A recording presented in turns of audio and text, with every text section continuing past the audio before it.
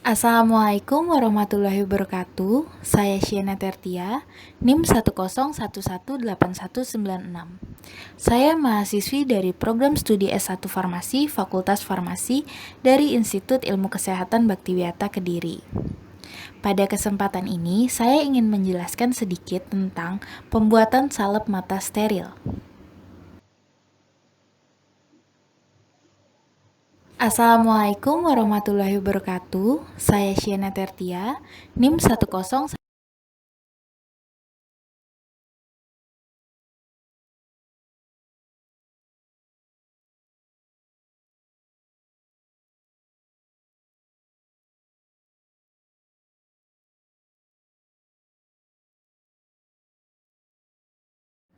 Untuk yang pertama, tujuan dan formulasi sediaan salep mata steril. Tujuannya ialah memahami cara memformulasi sediaan salep mata dan mengetahui faktor-faktor yang harus dipertimbangkan dalam pemilihan basis dan zat aktif sediaan salep mata. Untuk formulasinya, zat aktifnya ialah chloramphenicol 1%, selanjutnya parafin liquid 10%, vaselin flavum 10%, alpha tocopherol 0,5%, dan lanolin anhidrat at 5 gram. Pada pembuatan salep mata steril, volume yang dibuat dilebihkan sebanyak 10% untuk mengantisipasi kehilangan bobot saat pembuatan dan pengemasan. Jumlah totalnya adalah 10 gram plus 10%. Selanjutnya ada alat dan bahan. Alat yang digunakan dalam pembuatan sediaan salep mata steril ini ialah cawan porselin, mortir, stemper, sudip, spatula, kaca arloji, oven, dan tub salep. Untuk bahannya, bahan sekali pakai yaitu kertas perkamen, kasa steril, dan spuit ukuran 10 ml. Untuk perhitungan bahannya, berat salep yang akan dibuat ialah 10 gram, antisipasi bobot kehilangan ditambah 10%. Masing-masing bahan yang diperlukan ialah chloramphenicol 1% dikali 10 gram ditambah 10%. Selanjutnya parafin liquid yaitu 10% dikali 10 gram ditambah 10%. Lalu vaselin flavum 10% dikali 10 gram ditambah 10%. Selanjutnya alpha tocopherol 0,5% dikali 10 gram ditambah 10%. Yang terakhir yaitu lanolin anhidrat 10 gram dikurang jumlah bobot chloramphenicol ditambah parafin liquid ditambah vaselin flavum ditambah alpha tocopherol ditambah 10% dari hasil pengurangan. Alat yang digunakan untuk membuat salep mata steril harus disterilkan terlebih dahulu. Perhatikan sifat masing-masing bahan. Kemudian di sini ada cara sterilisasi bahan. Yang pertama yaitu chloramphenicol. Sterilisasinya menggunakan UV di dalam lav. Waktunya 30 menit. Selanjutnya parafin liquid di oven dengan suhu 160 derajat Celcius dalam waktu 1 jam. Lalu vaselin flavum sama dengan parafin di oven 160 derajat Celcius selama 1 jam. Lalu ada alpha tocopherol menggunakan UV di dalam lav selama 30 menit sama dengan chloramphenicol. Lalu ada lanolin anhidrat di oven dengan 160 derajat Celcius dalam waktu 1 jam. Berikut adalah lampiran untuk bahan yang digunakan. Di sini ada alpha tocopherol yang sedang ditimbang dengan bobot 0,05.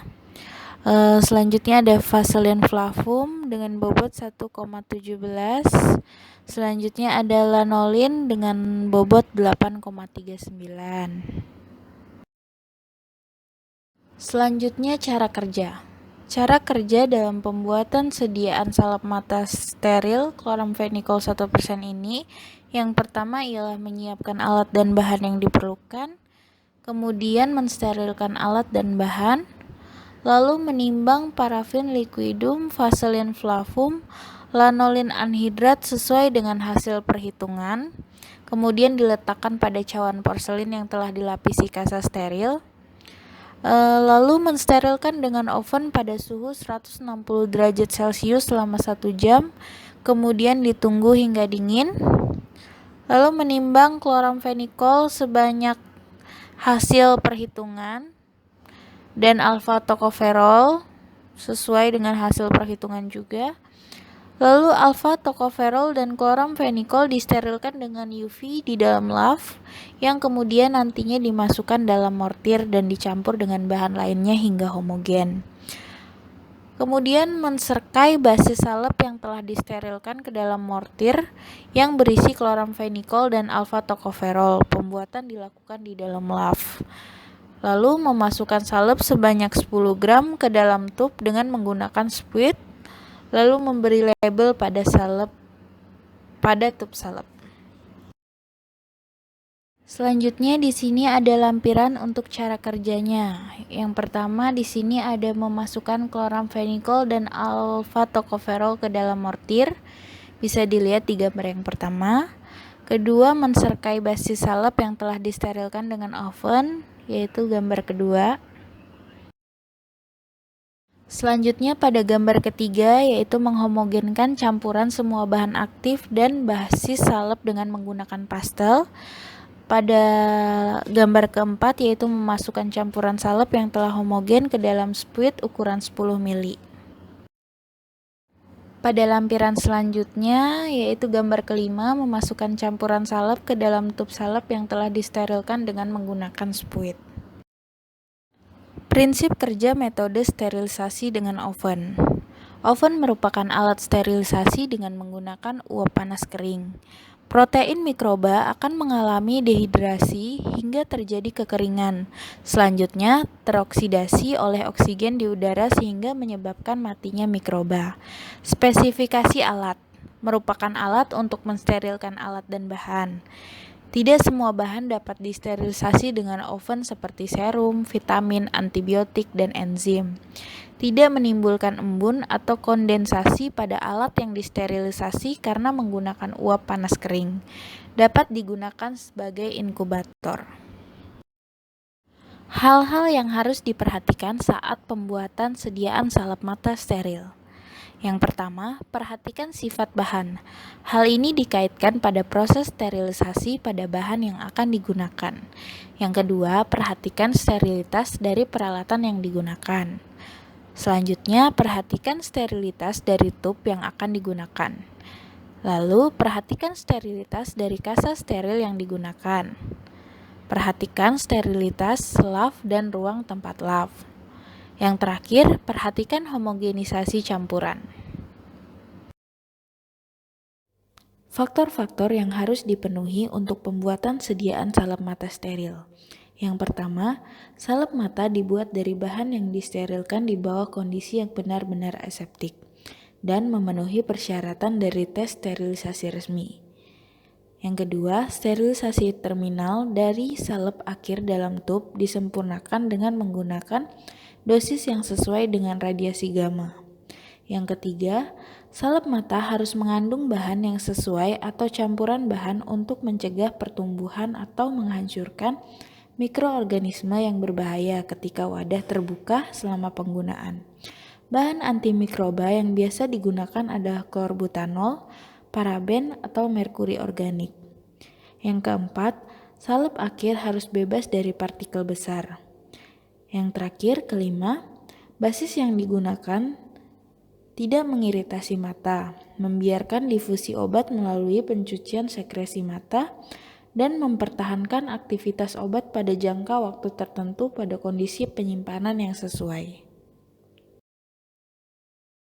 Macam-macam basis salep. Yang pertama, basis salep hidrokarbon. Basis ini disebut juga basis salep berlemak karena hanya sejumlah kecil komponen yang ditambahkan ke dalamnya. Contoh basis hidrokarbon yaitu vaselin kuning, vaselin putih, parafin, minyak mineral, salep kuning, dan salep putih. Yang kedua ada basis salep absorpsi. Basis salep ini ada dua tipe, yaitu basis salep yang dapat bercampur dengan air dan membentuk emulsi air dalam minyak, sedangkan kelompok yang kedua terdiri dari emulsi air dalam minyak yang dapat bercampur dengan sejumlah larutan air tambahan. Contohnya yaitu adepsanae, lanolin anhidrat, dan krim pendingin. Yang ketiga ada basis salep emulsi.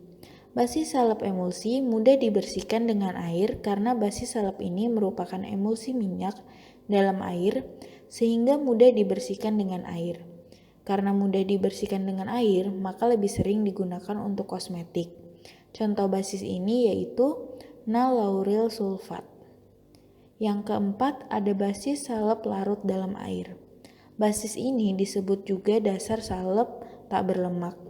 Dan basis ini juga mudah dicuci dengan air dan tidak mengandung bahan-bahan tak larut dalam air, seperti parafin. Contoh basis ini yaitu PEG. Cara sterilisasi tub.